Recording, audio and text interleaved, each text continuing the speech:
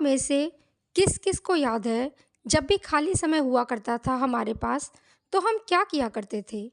अगर दोस्तों के साथ बाहर जाकर खेलने की अनुमति ना मिले तो याद आया कि कैसे मोटू पतलू, बालवीर, चाचा चौधरी, पंचतंत्र की कहानियाँ, विक्रम बेताल और भी बहुत सी पढ़ने योग्य सामग्रियाँ जिनकी दुनिया में हम अक्सर खो जाया करते थे।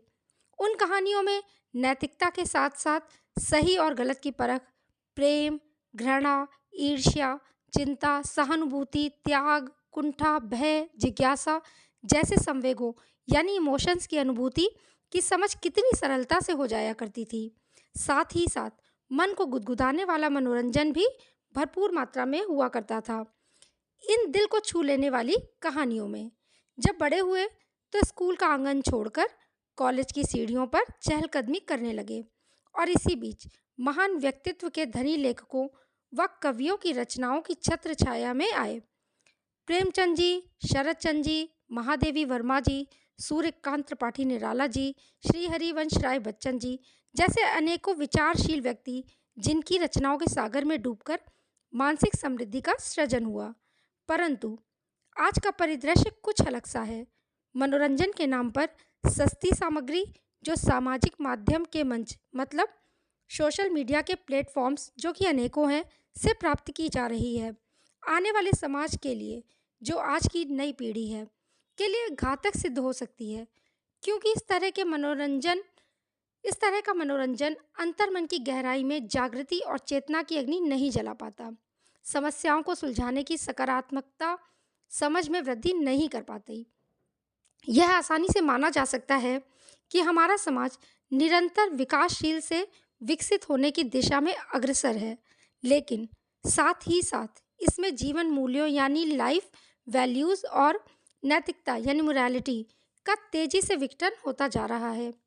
छोटी-छोटी समस्याएं विषाद यानी डिप्रेशन की तरफ हमें धकेल रही हैं, क्योंकि निर्णय क्षमता प्रभावित होने के कारण अनिर्णय की स्थिति पैदा हो जाती है। कभी-कभी ऐसी विरोधी परिस्थितियां जन्म ले लेती हैं कि चुनाव की क्षमता प्रभावित होने लगती है। फिर यह स्थिति मानसिक संघर्ष में परिवर्तित हो जाती है और जब ये संघर्षरत विचार आपस में टकराव उत्पन्न करते हैं, तो हताशा आना स्वाभाविक हो जाता है और ये हताशा कुंठा की ओर ढकेल देती है। तब ये इतनी बढ़ जाती है कि जीवन लीला को समाप्त करने का मानसिक दबाव बनाना शुरू कर देती है। लेकिन अगर हम चाहें तो सामाजिक माध्यम के मंचों अर्थात सोशल मीडिया के प्लेटफॉर्म्स द्वारा उच्च कोटि का मनोरंजन मानसिक स्वास्थ्य के लिए हितकारी हो को भी खोज सकते हैं, जो हमारे मानसिक विकास में सहायक हो।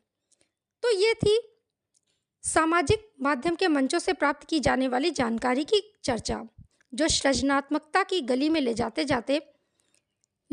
जाते कब विध्वंसात्मक की सड़क पर छोड़ दे। चलिए अब वापस चलते हैं उस पुरानी दुनिया यानी किताबों की दुनिया में, जिनका अस्तित्व धीरे धीरे अदृश्य होता जा रहा है। तात्पर्य ये है कि आजकल हम में से ज़्यादातर लोग किताबों से, जो हमारे मानसिक विकास का महत्वपूर्ण हिस्सा होती हैं, से धीरे धीरे दूर होते जा रहे हैं, जिसके परिणाम बड़े ही घातक हैं, जो स्पष्ट रूप से नज़र भी आते हैं।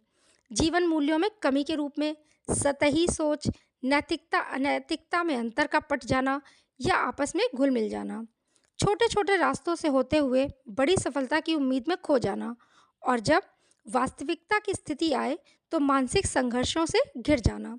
इसीलिए अच्छे साहित्य की ओर बढ़िए, क्योंकि ये आपके सोचने समझने की शक्ति को तार्किकता में बदलकर अनर्गल तकरार की धार को काट देता है, आपकी जागरूकता में वृद्धि करता है, यानी आपके अंतर्मन को जागरूक करने वाली प्रश्नों की श्रृंखला तैयार करके आपको जिज्ञासु प्रवृत्ति की ओर ले जाता है, जो आपको सही को सही और गलत को गलत कहने की हिम्मत और विवेकशील बनने की कला में निपुण बनाता है।